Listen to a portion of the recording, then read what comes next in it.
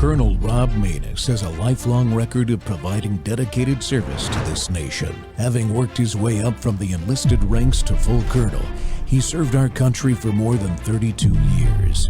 He has served as a bomber squadron commander, bomb disposal technician, Joint Chiefs of Staff Operations Officer, assisted the National Security Team with the campaign plan for the global war on terrorism. He authored the first theater nuclear war plan and served as the Vice Commander of America's largest airborne intelligence wing. Colonel Rob Maness is a true American hero.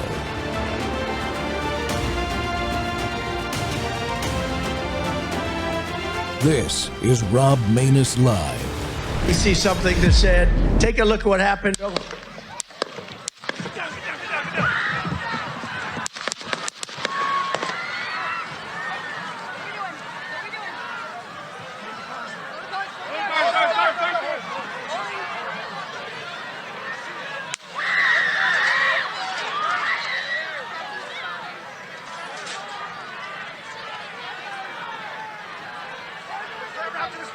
Move it spare. Hold. When you're ready. On you. Ready? Move. Up. Move. Go. Up. Hawkeye's here. Hawkeye's here. Move it to the spare. Spare, get ready. Spare, get ready. We ready? Shooters down. Shooters down. Are we good? Shooters down. Are we good to move? We're good to move. We're Let's clear. move. We're clear. Let's move. We're clear.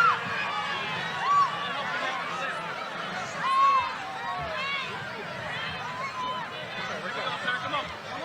Let me get my shoes. Let me get my shoes. Got you, sir. I got you, sir.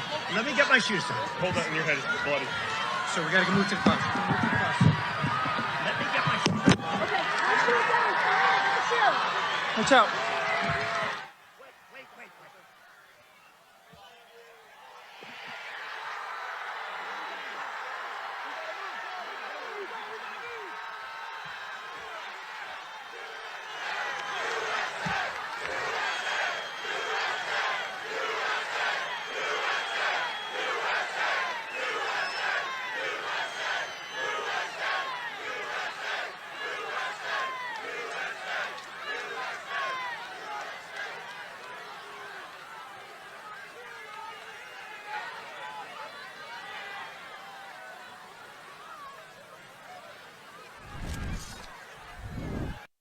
Welcome back to Training Tuesday, folks. The Rob Maness Show is live on Worldview Tube and our X Spaces simulcast. Well, personal protection and executive protective services, they matter. The assassination attempt you saw once again on President Trump and the murder of United Healthcare CEO Brian Thompson brought the concept of executive personal protection into the forefront for the average American almost immediately, and it stays there. Americans take our personal protection so seriously, we still maintain the right to personally bear arms if necessary to protect ourselves, and that mindset extends to everyone, but often an individual's own ability to self-protect becomes impossible when the threat scales up to the level some of our fellow citizens' responsibilities place them in, and they have to get help from professionals. Well, my guest today is an expert in this area. Caleb Gilbert is the founder and president of White Glove Protection Group and a global subject matter expert in executive protection. He's got 25 years or more experience across 51 countries. He's not just done this inside the United States. He moved to Hollywood with $43 in his pocket and a dream to protect the world's most elite, and he made it happen. From building teams for Fortune 200 companies and UHNW families to safeguarding A-list celebrities, Caleb's career reflects exceptional success built on grit, precision, and heart. A self-made entrepreneur since age 11, he pairs real-world experience with top academic credentials, including a master's in global security studies from Johns Hopkins and training from Stanford and ESI. Despite his global reach, though, Caleb's known for being incredibly grounded and deeply committed to mentorship, innovation, and service. Caleb, welcome to the Rob Maness Show, man. You know, entrepreneurs, for me, are American heroes. Men and women that willfully choose to go in that field at a young age It takes a lot of guts to do that. So I admire you for that, man. It's a wild ride, to say the least. It is. All right. I got to ask you, $43 in your pocket, and you built this protective service. I'll call it an empire. You don't call it that, but I'll call it one. I mean, over 50 countries. Come on. How'd you do that? In all honesty, I didn't do that. What I did was I absorbed from the skills, backgrounds, and willingness of those around me. Every step of the way, I was looking for an opportunity to improve. And that's been my goal since I was very young, to learn something new from somebody every single day. As it turns out, over time, that is able to propel us and move us forward. And I've been able to walk into a ton of rooms all over the world with people that I never could have even imagined ever meeting, let alone working for. Yeah, absolutely. Well, it's a big deal, what you've accomplished and what you continue to do, man. Since this is about personal protection, especially at the executive level, I had to show the little clip there of the president's attempted assassination from July 13th of last year. Because about the protective part of it.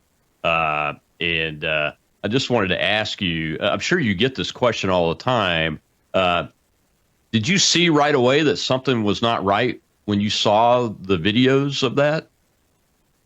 Well, I don't, look at myself as having the right to critique anything. But what I can say is that incident and the events of that day have provided so many learning lessons, both positive and negative. I'll put that out there for the protective industry. And I really think that was a watershed moment for the protection industry, because there's so many things that we can learn and use and grow from.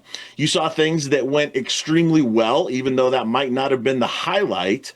And then there were other things that could use improvement. And for me and my entire outlook on protection and protecting the world's most at-risk individuals, those nuggets are literally what we as an industry can use to develop standards, guidelines, training protocols, tactics and procedures that will allow future generations of executive protection practitioners to become better, to improve and grow and develop in their ability to safeguard the people that we're entrusted to be around. Yeah. I did protection for a couple of different presidents and presidential candidates as a bomb disposal tech detached to Secret Service back when I was very young as an enlisted guy in the Air Force. So when I say that, I'm not criticizing or critiquing. I'm just saying, hey, from what I've seen before, I thought those lessons were already learned. That's kind of where I was coming from. I mean, what lessons have folks in your profession taken from that? If you can talk about them without revealing security stuff, because I don't want to dox security techniques and procedures, folks. But are there any major lessons that y'all have learned that have been able to be applied across the spectrum? Yeah, I mean, there are absolutely lessons, in communication and, clarity, and what do we focus on first when we have limited time frames. Different things like that, I think, are very publicly, have been disclosed by the Secret Service themselves as areas that, we can improve in. But I'll tell you, from having worked large details and small details around the world, obviously nothing like POTUS, but alongside Secret Service agents and non-Secret Service agents, everyone has their protective methodologies that work for them. And just because they're done one way with one government organization or in one part of the world, there are different tactics and procedures that we have to use in different parts of the world. And so what I really see the biggest benefit to the protection industry from this incident is the ability to say that there is no one-size-fits-all tactic that was developed for, State Department, Secret Service, whomever it might be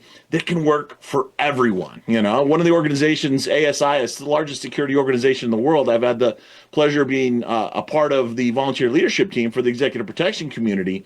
One of the things we've been heavily focused on is creating executive protection standards that are relevant to the industry, but also practical to the people on the ground. You see the different deployment, the different response, not only in Butler, but looking at the United Healthcare CEO, the tower incident in New York recently. All these tragedies are providing a plethora of learning opportunities that we can take back as a protection industry and learn, all right, how can we change our training standards? How can we tell agents, let's be more proactive than reactive? All of these things that might have a place in the protective conversation before, but now the level of attention that has been garnered, the need for protection has shot through the roof.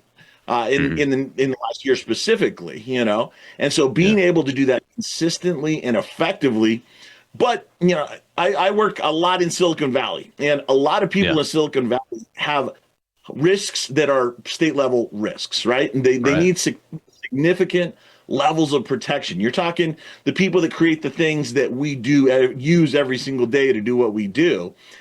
These people are facing these risks, but they want to live their Silicon Valley lifestyle.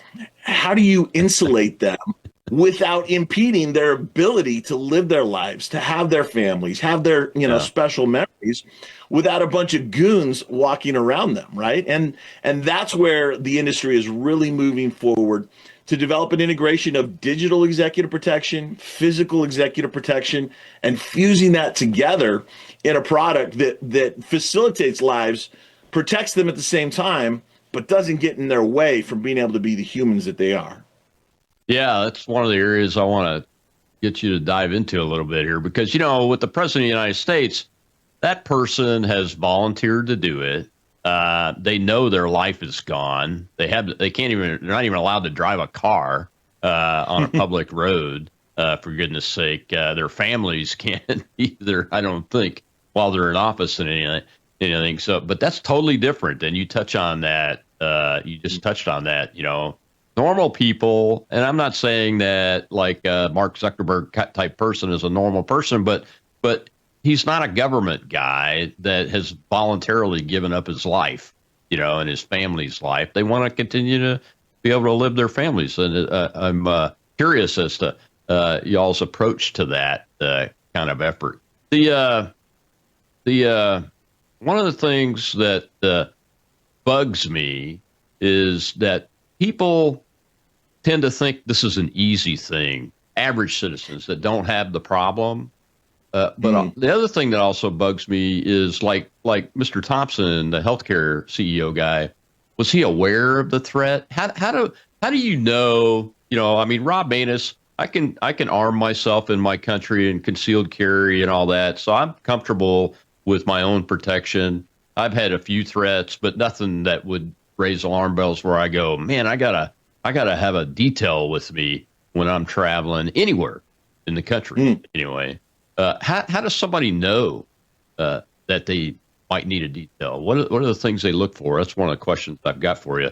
We've got to take a break here in a minute, so we'll probably have to continue answering it after that. But tell us about that. How do you know when you're at that level? And what do you advise folks when they come? Absolutely. Well, I recommend a risk-based approach. We have a very well-documented, laid-out system of identifying risk. What is risk? Everything we do in life is dangerous. It's finding that balance between risk acceptance and risk mitigation. And having bodyguards around you, that's risk mitigation. Accepting that you can't protect against everything is something that I have to do when I'm talking to protectees, to the clients, and sharing with them, more of an education process, letting them know, all right, if you want to do this high risk activity, we can mitigate the risk, but it's going to be a lot more like a security detail for a government official rather than your normal citizen just going about your activities, you know? So it's this sliding scale of risk that we as an industry have to find healthy ways to ebb and flow so that we're not overprotecting them when it's a low risk situation or overprotecting them when they don't need it or want it. Absolutely. Well, we've got to take a commercial break, Caleb. When we come back, we'll see another little clip about intelligence and surveillance. And it gets to what you brought up about digital protective services. I'm curious as to what the company's approach is to that and how it integrates into the rest of the operational level work that you do. We'll be right back with Caleb Gilbert. He's the CEO of a great protective services company.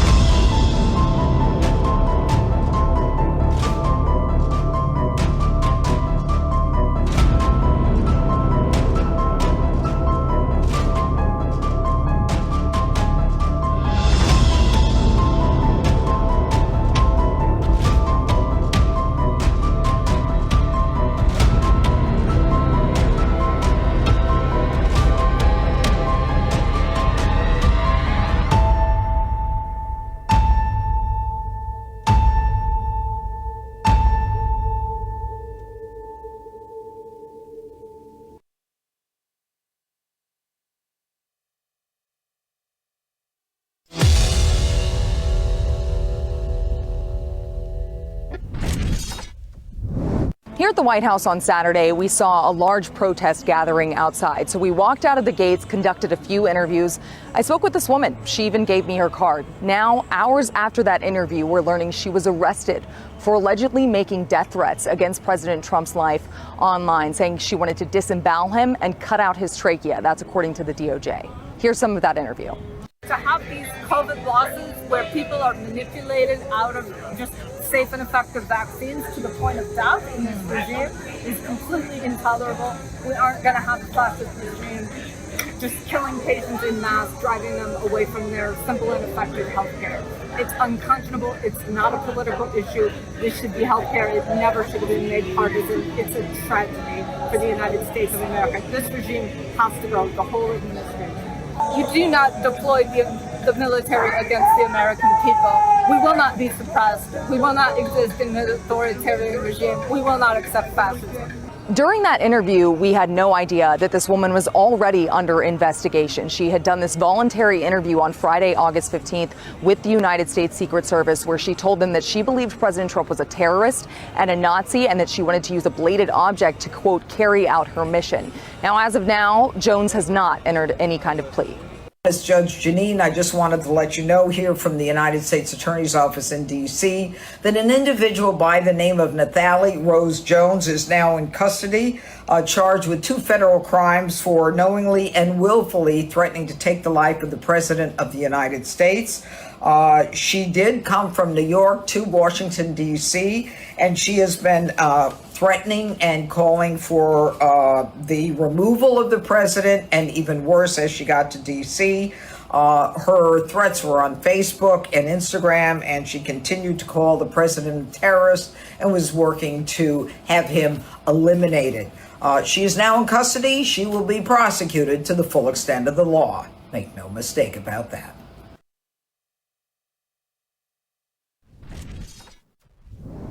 Welcome back to the Rob Maness Show. It's Training Tuesday. We're learning about personal protective services, folks. And my guest today is Caleb Gilbert. He's the CEO of White Glove Protection, entrepreneur since he was 11 years old. Started with $43 in his pocket and has built an international protective service company that's highly effective. And Caleb, we were talking in the last segment, you touched on it a little bit about the integration of not just agents providing a detail, but digital services and cyber protection and those kind of things. And I wanted to just meld that in with intelligence, because without good intelligence, the work you do is extremely difficult to be successful at. But there's a surveillance aspect to this too that's part of a protective service, isn't there, that you were talking about? How do y'all do that? Yeah, so one of the most needed trends that we've seen really in the last 10 years, it's come to light in the last couple of years, the digital executive protection aspect of what it takes to protect an at-risk individual. Digital executive, I call it your net print, right? Anything that's online that shows that's associated with you. That is what, unfortunately, bad actors use consistently to get in touch with the people that they want to do harm with. And so a big part of what us and strategic partners do around the world is take and mitigate and provide that digital executive protection. You look at the loss of life in Wisconsin from the government officials there. That killer went and actually posted where he got that information from those sites, from those people search sites that had their home addresses, that had their private information. A lot of people don't realize how easy it is to either buy or just look up people's home numbers, cell phone numbers, addresses, businesses, all those things, and see who's connected to who. That is one vector that threats often take to get in touch with at-risk individuals. This pairs together with our overall risk assessment process that we use to decide who gets what level of protection, right? Because as you could only imagine, the executive protection is not an inexpensive venture to pursue. Protecting the president costs a lot of money. Protecting at-risk individuals is no different. And so when we're looking to try to be responsible with the budgets and with the organizations that we work with, we look to figure out, all right, based on the intelligence, based on the risk assessments that we're able to provide, known information, unknown information, how do we identify and allocate a risk level based on what might happen, but is balanced with what could happen and the severity of that impact on the people that we protect. Basically, it's a sliding scale that we constantly fluctuate to make sure that if we put an agent on body with the protectee, they are providing the appropriate level of protection. If the risk rating shows that they need an up-armored vehicle and we're running with soft-skinned vehicles, that is irresponsible on our part. So we want to make sure that our recommendations are a direct reflection of the risk. And so that's why we have such a large intelligence apparatus in the background supporting everything we do, taking and really intaking all the data as it becomes available, analyzing it, and then applying the solutions that work best for our clients. We got a question from the audience. I do take live audience questions, so we'll go ahead and take the first one now. But I have a follow-up question to that. All right, Shell is our hostess over in the live audience. Shell, go ahead with the question. We have Randall, sir. Hey, thank you so very much, sir, for letting me be on. I'm kind of new to spaces. I wanted to ask, with your threat assessment, I'm actually in the same business you are, and especially in the entertainment business, especially with the music business, I'm sure it's happened for a long time, and I'm young, so I'd like to know the answer to this. A lot of the time, the clients, when we're doing details with them, sometimes their lifestyles, their choices, even the entourage that they have with them's choices, or maybe what they have, affect the job in a way that can make it more dangerous for the agent or the person protecting that person. And I was wondering how you and your organization usually address those type of situations, whether it be, criminal activity, illegal gun possession, drugs mixed with guns, how you address that with a client. For us, it's very simple, and I hate to be draconian about it, but we work with clients that are doing good things for good people within the bounds of the law. Anybody's entourage that is involved in anything questionable, automatically that's a no-go for us. It's a lot harder for some companies that rely on those details, especially if they're on tour and there's different variables that they need to keep them working. Let me tell you, I worked Hollywood, my first 9 years in the industry as a contractor, and I worked for 29 different protective agencies simultaneously just to stay busy. And so when an artist said we need an extra person to go on tour with us, I ran into situations like you're describing left and right. And two things, you have to remember, you're not necessarily law enforcement when you're out there protecting an individual, but also each of us has our own morals and values. And I think that the people that we work with need to be a direct reflection of the morals and values that I as an individual hold. The legal ramifications of that obviously are greatly impacted from that. But when you're out there working, your reputation as an agent is on the line. And if that entourage is doing activities that would affect your reputation, the solution to that, in my mind, is very simple.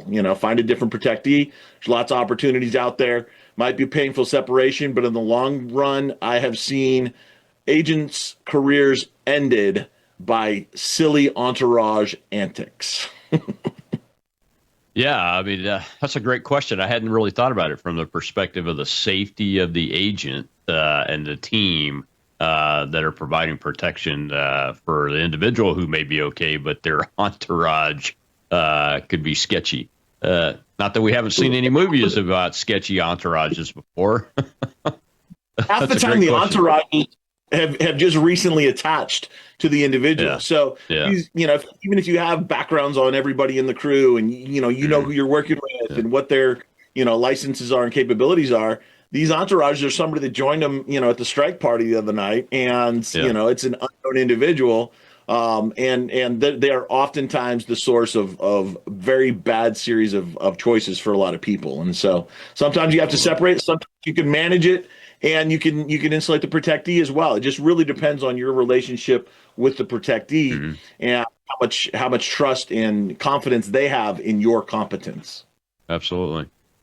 Well, before the question, you were talking about this digital capability of intelligence, surveillance, cyber integrated with operations, on a personal protective detail, and those kind of things. And I just wanted to ask you, obviously, when you started your company, we didn't have the tech that we have now.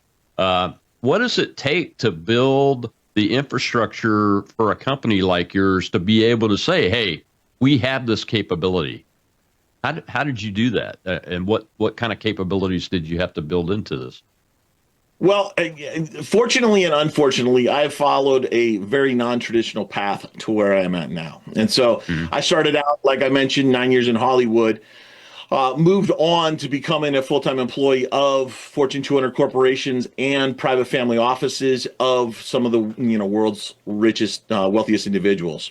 Those opportunities developed relationships that I've been able to work with over the last 25 years and develop capabilities, both in my strategic partners, as well as my full-time teams as well. And so the solutions that we have at White Glove are built on decades of experience with my team. My executive leadership team has decades of experience, both in government, private sector, working with family offices at the highest level. And so the contacts that we develop, the solutions that we developed as full-time employees of some of the world's wealthiest individuals, those solutions is what we've brought over with White Glove. And that's what we're able to deliver for clients who wouldn't traditionally have access to the same level of solutions as we had in our previous positions. And so that's really, a big part of the White Glove difference is being able to bring that experience to bear, because developing the tools, tactics that are relevant for the private sector is something that not everybody focuses on. A lot of people are experienced in government. A lot of people are experienced in military and law enforcement and have incredible careers, traversing the world, shooting bad people in the face. But that doesn't always translate right away when it comes to the private sector and the limitations, the challenges, You mentioned earlier, what do you do if a protectee doesn't want protection, right? We're not talking about notice to where they have to accept it. There are very few corporate boards that have mandated that their CEOs are mandated to receive protection. By mandated, I mean if they don't accept protection, they're going to lose their job. Right. There's very few CEOs out there that have it. They are out there, but it's very few. The majority of our clients are individuals who the risk has gotten so high that they can't ignore it. And so finding whatever level of appropriate protection is really a calibration process of figuring out, all right, how can I mitigate these risks that we've already identified through our intelligence and assessments and all of those solutions? How do we apply it? And our specialty at White Glove is really taking and developing a custom solution for each principal. There's no way that we used to do it. I like to say I'm a nobody from nowhere. I fell in love with executive protection when I was 16, and this is all I've ever done. And so I don't have a previous career to pull back from. It's always been focused on developing a solution for the person that I was assigned to protect. And that's what our company really specializes in, is just taking and figuring it out. One of my clients, they had extremely high risk, but they didn't want the Navy SEALs to be around them that we had on the team. And so I took and developed the first 100% covert protection team that operated around the world everywhere they went, but nobody knew that the team even existed. And that was an incredible learning opportunity to be able to develop new tradecraft and pull from the intelligence community's tactics and procedures and all that, but use it specifically for the protection of the individuals that I was working for. Yeah, that's pretty amazing, and you have to do it in some really odd situations and locations. And the next clip will talk about a golf course location, and I want to talk about how you build a team to address somebody that spends their time in an unusual location or two throughout their day. We'll be right back with Caleb Gilbert, the CEO of White Glove Protection. Amazing. It is amazing, folks, because it's very rare. I don't think I've ever met anybody that started out as a teenager in this particular sector of business and continues to do it 25 plus years later without not having been in the government. That's pretty amazing. We'll be right back.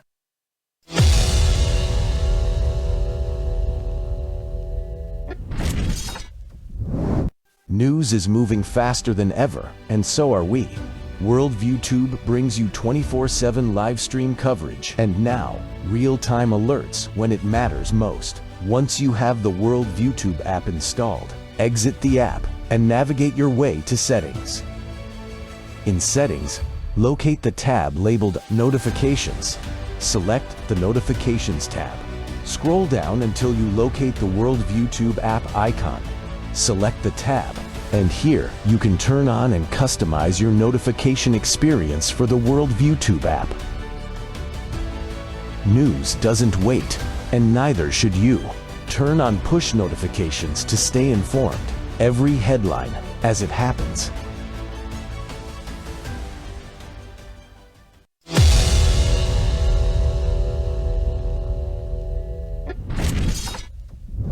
In the area of the shooting, sources say they recovered a backpack and a semi-automatic rifle. It was described as an AK-47 in the preliminary reporting, and a GoPro camera. The last piece is very interesting because it suggests, if there was such a camera there, that this individual may have wanted to record himself in a first person doing the shooting. So a lot of questions to be answered. Is the suspect, they have the right person? Is that the right car? The weapon that they have has to be processed for evidence and ballistics. If there's video on that camera, if in fact it was recovered as we are told, what will that tell them? But that is what we are seeing right now. Show. It's Training Tuesday. We're learning about the executive personal protection from a guy that's been doing it all his life.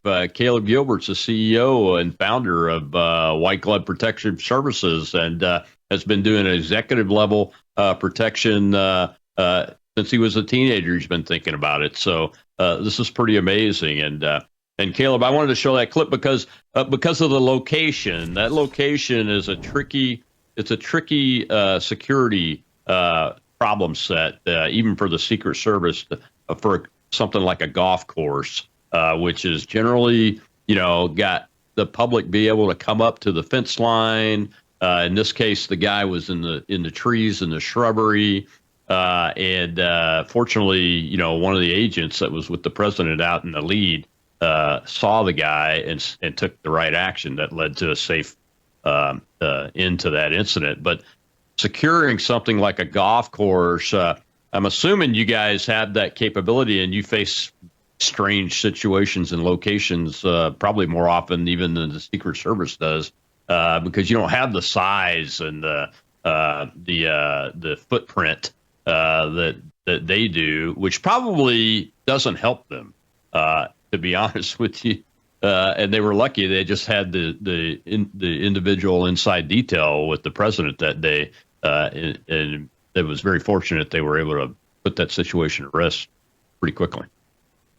Yeah, well, I mean, that's the power of the advance agent. At the end of the day, we have advance agents for a reason, and that is to clear the path, prepare the way, if you will. A lot of things went right. You can ask, why was that individual allowed to be there that long before they were identified by the advance agent?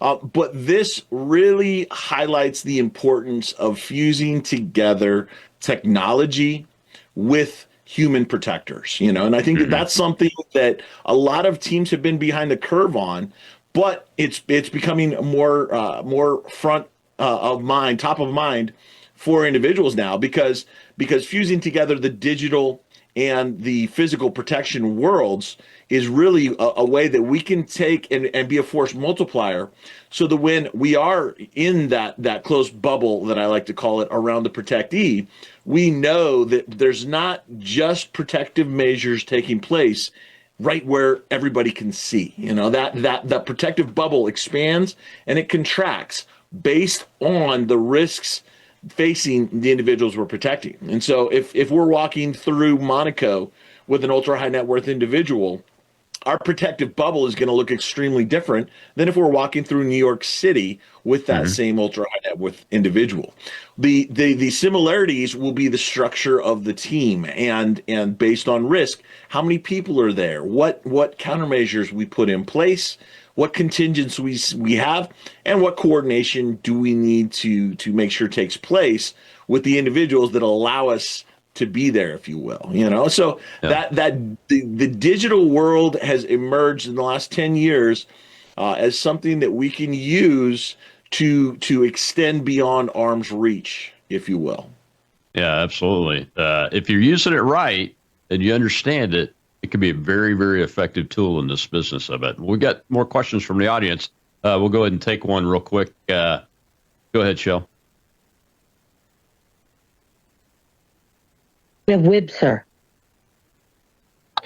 Thank you, Shell. Thank you, Colonel. Thank you, Mr. Gilbert. I would probably never need White Glove unless I won the lottery. Is there a quick and easy way that you can translate some of this into what we can do personally to kind of assess the risks that we go into when we say, for example, go to an event, go to the store, just leave the house?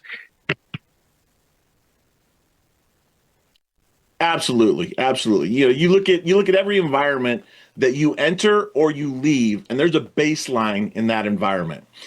I like to oversimplify it when I'm talking, about real people, people that aren't being protected, if you will.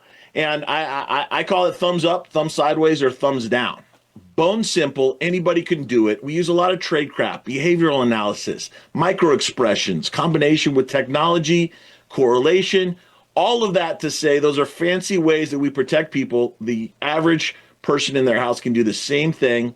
You can call it a gut feeling, whatever you want. But as you walk into a room, as you look around the room, take microseconds to look at each individual in that room. if the people you're looking at in that room they'll all have a baseline for that room. It'll be different in a club than it will be at a beach or whatnot. But everybody there will have a baseline, and that's what's normal for that environment. That's the thumbs up, we call it, right? As you look around, it's a thumbs up. These are normal people doing normal things that you would expect in that environment. Now, if you get through that crowd and there's somebody that is like, well, there's something just not right, that's what we call a thumb sideways. We're not saying this person has nefarious intent, but I would say that this person is worth paying attention to. This is often the phase of this process where after an incident happens, people are like, oh, I thought that person had a bad intent or whatever it was. I thought they were a bad person. That is what we call thumb sideways, and any thumb sideways, we really say, hey, pay extra attention. If you need to cross over to the other side of the road, cross over, whatever you need to do, but don't ignore it. That's the big thing I want to get across for that is thumb sideways. Don't ignore it. Thumbs down is somebody that is out of line with that baseline that you've established, and there's something drastically wrong, It might be anything. It could be a nefarious actor. It could be, a person having a bad day. But whatever it is, that is where you need to take action. That's where run, hide, fight comes in. That's where each of the action-based solutions kick in. And this is a way to be proactive about your own safety. Thumbs up when you walk in the room. It's all good. Move along. Thumb sideways, pay a little extra attention, make sure that you're identifying what it is so that if that escalates to a thumbs down, you can get out of there. Simple 3-step process that everybody can do. I teach my kids, I teach my wife, I teach my friends. At the end of the day, if it's thumbs up, all good. If it's thumbs down, get out, stay safe. Yeah, that's exactly what I do. Good way to put it too. Thumbs up, sideways, down. I wanted to ask you, since you don't have government experience, what's your methodology from a mentoring perspective for your agents? I haven't even gotten to the who you hire yet question, but maybe we can get to that in the last segment. But how do you present yourself as a leader? Because you're leading very highly skilled, highly effective, highly action-oriented individuals, whether they've been in government or not, right? Mm-hmm. Absolutely. This has been a incredible process for me. It was about 15, 16 years ago when I hired my first, tier 1 team, we'll call it. And as I started hiring these individuals, I was like, I'm a nobody from nowhere that is hiring these heroes of the industry, SEALs, Recon, GRS, Ground Branch, PJs, all these people that have been highly impactful to the world are now working on my team, and I am their hiring manager. I'm the one that says, how much they get paid, hire, fire, all of those things. It was a learning process for me, and I didn't do it well at first, but after about 2.5 years of leadership coaching that my employer was gracious enough to provide for me, I developed what I call my leadership methodology. And that's fundamentally transformed my ability to lead high-performing teams over the years. I try to simplify things when at all possible, as in point in case, thumbs up, thumb sideways, thumbs down. But identifying the expectation as a leader, it's my goal to identify the expectation for each individual on my team. The expectations that somebody coming from a tier 1 background might be different than someone coming from purely Hollywood background or law enforcement, right? And so clearly identifying what the expectations are is incredibly impactful. Then documenting those expectations. We all know that different people learn different ways, and so being able to take and identify what is expected, then document it. Whether it's the client's expectations, whether it's the stakeholders' expectations, whomever it might be, we take and document it, put it down on black and white, so that we can take and the individual can look at it, and we can see if there's any misinterpretations or lack of clarity. Identify the expectation, document the expectation, and then it creates the need. It's kind of the carrots. Like, all right, here's what we want for you. We're going to do really good things here. And then everybody needs a stick. And this is something I didn't find for several years. I thought high-performing individuals would always perform highly, As it turns out, that is not true. And people tend to do what people do. And that is, if there's not an enforcement mechanism, people will sink to whatever level they think is appropriate. And so enforcing the expectation is the third step that I implemented a couple years later.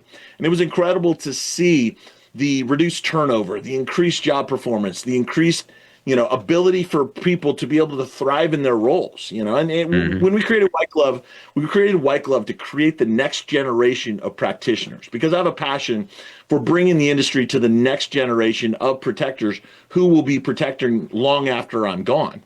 And so with White Glove, that was our vision. And so taking that and saying, all right, we want to facilitate the success of each agent that's entrusted to protect these leaders of the world, these leaders of business and finance in Silicon Valley. We want to facilitate the people that are protecting them. And so that's a big part of the methodology that started back then and how it's evolved now. And it's incredible to see the results. Yeah, I bet it is, man. Well, we got to take our last break. And when we come back, though, I want to dive into who you hire. Who you hire to build that team that can't be seen, but is still just as effective at personal protection for a high net worth or a senior executive or a senior government person that has the threats against them. We'll be right back with Caleb Gilbert, CEO of White Glove Protection.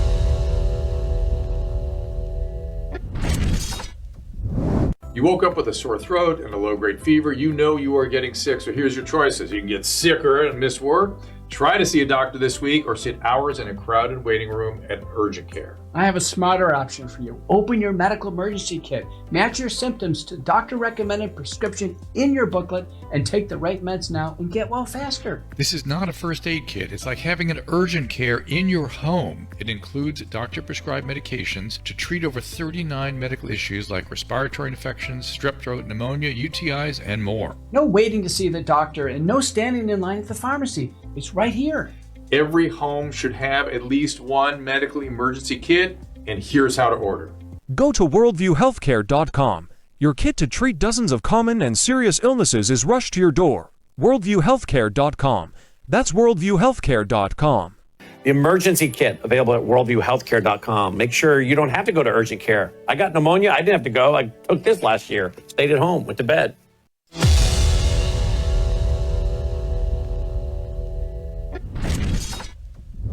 With today's action, I'm directing the Department of State, the Department of Justice, the Department of Homeland Security, the FBI, the Secret Service, the Department of Transportation, and many other departments and agencies to use every tool at their disposal to ensure a fantastic, safe, and beautiful event. In 2028, the Olympics is bringing back our national pastime, baseball. Wow, that's great. With teams playing under the lights at the legendary Dodger Stadium, and it is legendary. It's beautiful, one of the most beautiful. Squash players will go head-to-head inside the world-famous Universal Studios. Triathletes will sprint beneath the sun shining down on Venice Beach. This will be one of the great venues. I mean, when you think of it, right? It's going to be so incredible. Soccer teams will face off at the legendary Rose Bowl. Sailors will race through the waters near the port of Los Angeles, and the opening ceremony will take place at the beautiful Memorial Coliseum, just like the Olympics of 1932 and 1984. That was something. Those were very important Olympics. 1932 was a very important Olympics, wasn't it, huh? For 8 straight consecutive summer games, no one has won more medals than Team USA, which is incredible. We want to keep it that way. Over the years, Team USA has won triple the number of Summer Olympic gold medals as the next closest country, and I'm confident that that's going to continue in 2028. That's an amazing achievement by the Welcome back to the Rob Maness Show. It's Training Tuesday, and we're talking about executive-level personal protective services from a company called White Glove Protection, and the CEO, Caleb Gilbert, is my guest today. Caleb, I just wanted to lay that out there that, one of the areas that you work a lot in is California, I presume, since you mentioned Silicon Valley. And this Olympics and the World Cup, it's going to attract a lot of these extremely wealthy, extremely powerful individuals that are all going to be needing protection. How do you hire teams and train them that are capable of doing things like what you discussed earlier, disappearing so nobody knows they're there? When your hiring pool, I know, is you mentioned it, Navy SEALs, law enforcement, and those kind of things. What's your methodology there? Well, we have a very unique structure that's been developed over the last 15 years, and it really takes a long time to enter into our world. We like to watch people as they operate even before we consider them for positions. But our formal hiring process, has 5 phases. It looks at the individual. It looks at the totality of the individual, not just what's on their resume. And I think that's where a lot of executive protection companies are just trying to hire somebody, that has a license or has the training stamp or whatever fits the role. And really, when we're looking at building teams, I like to call it constructive conflict. If we're building a large team, let's say we're building a team of 50 agents for a protectee, and you have these individuals on this team, I don't like to bring in too many people of a single background for that individual, because what often happens when you have somebody that has a specific way that they used to do it is they directly apply that in what they're doing today. It worked for me for the last 30 years. They continue on doing that.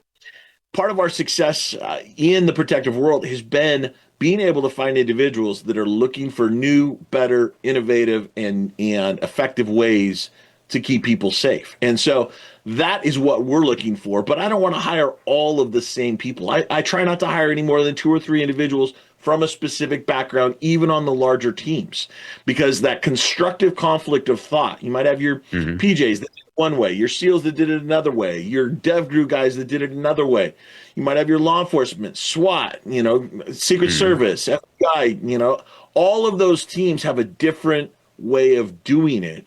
What I like to do is take the best of the best, collect them all together, and then let them out. You have to manage it well, but as long as they're productively looking for a way to do it better, then the best from all those organizations, the solutions they bring to the table, and the distillation process of them saying, no, my way's better. No, my way's better. Once we figure out what's best for our client, that's where the magic happens. That's where we're able to take and be part of the ecosystem of individuals that don't want guards, guns, and gates, but they face risks every single day. Absolutely. Okay, put a myth to rest here. Special ops people are not all these 6'3", 250-pound, muscle-bound guys carrying ARs, right? The superhero image from the 80s, right? Like everybody's a Rambo. Exactly. I would say it's been interesting for me hiring a lot of individuals with incredible backgrounds. Every shape, every size, every color. Guess what? Like effective people are effective people regardless. And I think the big thing is different teams need different solutions, and not all bodies are purpose built. When I was younger, I ran 15 miles a day. Now I'm 260 pounds. If I run 15 miles, it's a bad day. Something went drastically wrong. Yeah, I was an EOD man, but I weighed 125 pounds and 5'10" for most of that time. But just go look at Mike, the EOD man, the Delta Force guy. You'll know who he is if you Google him on X. The Mike EOD and Delta Force, and you'll see what I'm talking about. I appreciate you doing that for me. We got questions over the audience. Let's go ahead and take one before we get to the end of the show. Go ahead, Shell. We have Jennifer, sir. Hello. My question is, when you're going into a hostile environment, like where Antifa's present, and there is maybe lack security, but you're not allowed to carry any weapon because of the law of the place that you are at, on paper, what would be your best advice, like per se, like keys or a little bottle of hairspray, because you can't even have the real deal of pepper spray or an actual pocket knife, and that's just my question. Yeah. It's been incredible to watch, especially over the last 5 years, right? The environments and how quickly they change. And I'm going to circle right back to the thumbs up, thumbs down, thumb sideways, because when you walk into an environment like that, the brain that you have been equipped with is your best tool. And knowing when to go is more important than being able to scratch somebody with keys. It's more effective. I have mitigated more life-altering interactions by simply walking away before it happened than I have by actually having to draw my weapon and use that to enforce what's right for humanity. So at the end of the day, when you're walking into an environment, when you are taking that step, being aware of what is in that environment, being aware of when the tides change from something that you can actively participate in, that you can, make your voice heard, or whatever your reason for being there is. Identify when that trajectory has changed. As soon as it goes thumbs sideways, or thumbs down, just get out of there. It's not always possible. When it comes to tools to be able to navigate, there's tons of good tools, but at the end of the day, you're not going to mess with physics, and crowds surging is a dangerous place to be. And I've walked through massive venues. I've walked through massive protests with my protectees, to where we had an extremely large team, and the crowd surges, and there's nothing you can do when it's too late. And so my encouragement to you is get out of there as soon as you feel the tides are shifting, before something bad happens, so that you don't have to use your keys. At the end of the day, there are effective ways to use them, and use whatever you can, however you can, if you need to keep yourself or others safe. But there's limited effectiveness in, whether it's tasers, whether it's gas, whether it's keys, whatever it might be. There's limited effectiveness when you're talking about a crowd. That's not something that you can overcome as a human being. And so having the mental fortitude to say, I want to be here, but I'm thumb sideways or thumbs down, I'm out. That would be my advice to stay safe, stay alive. Crowd dynamics and crowd psychology is a special science in and all of its own. Just ask the normal everyday Americans who found themselves in the wrong place, but being driven or forced to go somewhere on January 6th, for instance, in Washington, D.C. in 2021. Be aware of your surroundings. Okay, before I let you go, you guys have a special giveaway program on your website, I think. Go ahead and describe that for folks, and then tell folks where they can find you, Caleb. Yeah. www.whitegloveprotection /podcast. We'll be posting it shortly. Actually, it's not up quite yet, so give me a minute. But it is just a quick video on how to identify a nefarious actor, a bad person, before they do something bad. We take and we use the behavioral analysis and just describe some simple steps that you as an individual can take to keep yourself safe, happy, and productive. Well, thank you, sir. Appreciate you spending the time with us. This has been fascinating. Good luck out there. If there's anything I can do to help you, just don't hesitate to call us. Thank you so much. Thanks for having me on. All right, Caleb Gilbert, CEO of White Glove Protection, folks. Go check it out. It's an interesting company. He's an interesting guy, got an interesting team. All right, so tomorrow is Whistleblower Wednesday, and my old friend, retired U.S. Army Colonel Conrad Reynolds is going to be with us, and his big activism perspective the last couple of years since he last ran for office in Arkansas has been securing our elections. And the president of the United States has started an initiative to return to total paper ballots at the federal level.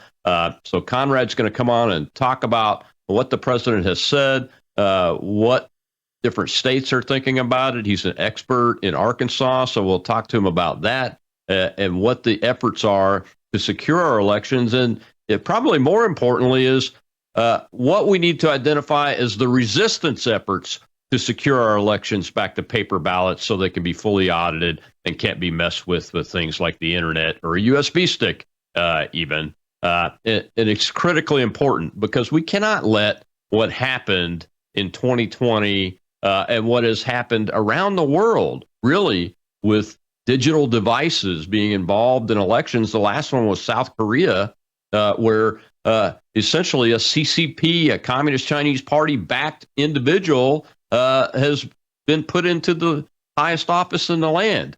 We cannot allow that to continue to happen, especially here in the United States of America, if we are going to remain the shining city on the hill, the beacon of liberty for all in the world. We cannot allow it, just like we cannot allow illegal aliens at the 55 million level of people to remain in this country while at the same time have a legal immigration process. We cannot allow the illegals to stay, just like we cannot allow nefarious elections to continue to occur in this country.